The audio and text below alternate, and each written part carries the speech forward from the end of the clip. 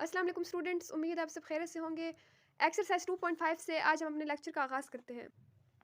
Exercise 2.5 question number 1, evaluate. इसका first part है aorta 7। सबसे पहले हम क्वेश्चन सॉल्व करने से पहले ये जान लेते हैं कि अयोटा बेसिकली होता क्या है। मैं आपको मेन बात बता देती हूँ कि हम इस आयत को, जैसे ये आपको आयत नज़र आ रहा है, इसको हम अयोटा पढ़ते हैं। और इस अयोटा की को अगर हम इक्वल करें, अयोटा जो होता है वो -1 अंडर रूट के इक्वल होता है, और अयोटा स्क्वायर जो होता है ना, वो -1 के इक्वल होता है।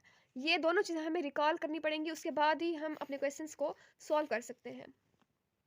जैसे कि हमें पता है कि अयोटा स्क्वायर -1 के इक्वल होता है, तो अयोटा की पावर 7 है, तो अब हमें 7 हमें पता है पड़ा, जो 7 होता है वो ऑड नंबर होता है। तो हमें पावर को सबसे पहले इवन में कन्वर्ट करना होगा, उसके बाद ही हम अपने क्वेश्चन को सॉल्व करेंगे।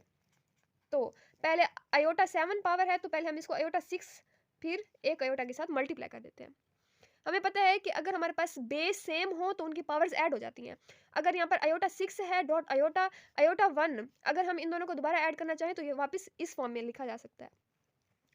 अब हमें पता है कि अयोटा 6 ये इवन नंबर है। अगर हम इसको अयोटा स्क्वायर में कन्वर्ट करना चाहें ताकि हमारे पास अयोटा स्क्वायर हम ले आएँ और -1 के इक्वल आ जाए, तब हम इसका सोल्यूशन आगे निकाल सकते हैं। अयोटा 6 है, तो अब मैं इसको यूँ भी लिख सकती हूँ, अयोटा स्क्वायर होल की पावर क्यूब डॉट अयोटा। ये मैंने इसीलिए लिखा क्योंकि हमें पता है iota square is equal to -1 के इक्वल होता है। अयोटा स्क्वायर 2 3 ज़ार 6, ये वाली चीज़ हमने इस इन पावर्स को आपस में मल्टीप्लाई कर देना है, उसके बाद हमारे पास अयोटा 6 वापस आ जाएगा। तो अयोटा स्क्वायर हमें पता है -1 के इक्वल होता है, तो यहाँ पर मैंने -1 लिख देना है, और होल की पावर क्यूब डॉट अयोटा। -1, अगर हम -1 को 3 टाइम मल्टीप्लाई करें तो हमारे पास जो सोल्यूशन आएगा वो अगेन -1 ही होगा। एक बात हमें याद रखनी चाहिए कि अगर हमारे पास पावर ओड नंबर होगी और नीचे हमारे पास जो बेस है वो नेगेटिव में होगी, तो हम वापस हमारे पास वो नेगेटिव वैल्यू ही आएगी। अगर यहाँ पर -1 इसकी पावर 2 होता तो हम इसको दोबारा नेगेटिव में नहीं लिखते, पॉजिटिव में लिखते, क्योंकि नेगेटिव नेगेटिव आपस में पॉजिटिव हो जाते हैं मल्टीप्लाई होने के बाद।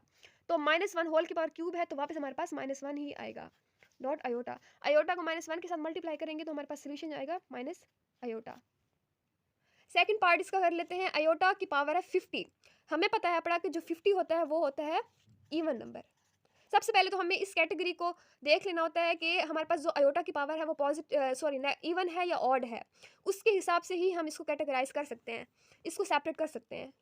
अयोटा 50 है, इवन हम कैसे हम अज्यूम कर लेते हैं कि इवन है, क्योंकि इवन नंबर वही होते हैं जिसको हम 2 के साथ डिवाइड कर सकें। अब 50 है, 50 को अगर हम 2 के साथ डिवाइड करें तो हमारे पास 25 आंसर आएगा इसका, 25। ठीक है। अब अयोटा 50 है, अब हमने इसको स्क्वायर में लाना है, तो हम लिखेंगे अयोटा स्क्वायर मल्टीप्लाई बाय 25। 25 को 2 के साथ मल्टीप्लाई करेंगे तो हमारे पास अगेन जो सोल्यूशन आएगा वो 50 ही होगा। तो अयोटा स्क्वायर होता है -1 के इक्वल, तो इसकी पावर 25 -1। अब जो 25 हमारे पास है वो हमारे पास है ऑड नंबर। ऑड नंबर जिसकी भी पावर हो, अगर बेस हमारे पास नेगेटिव में है तो वो वापस दोबारा नेगेटिव ही होगा। अगर 25 की जगह इवन नंबर होता तो -1 था, तो अगर इवन होता तो ये वापस हमारे पास पॉजिटिव आ जाती, मीन्स हमारे पास 1 आ जाता। लेकिन हमारे पास जो पावर है वो ऑड है, तो वापस ये -1 ही आएगा इसका आंसर। थर्ड पार्ट है अयोटा 12 पावर।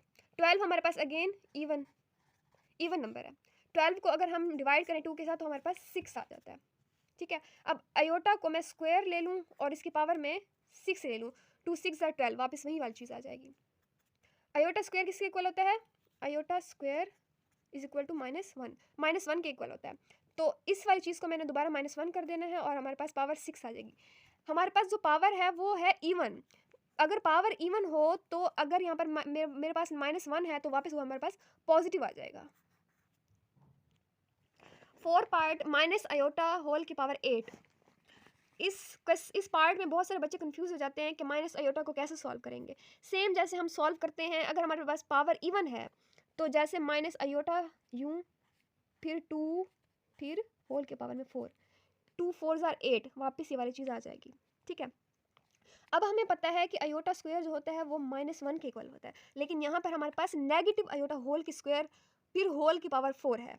तो इसको कैसे सॉल्व करेंगे? इसको इस तरह से सॉल्व करेंगे, माइनस को एक साइड पर, फिर जो अयोटा स्क्वायर है उसको -1 लिख देंगे, होल की पावर 4।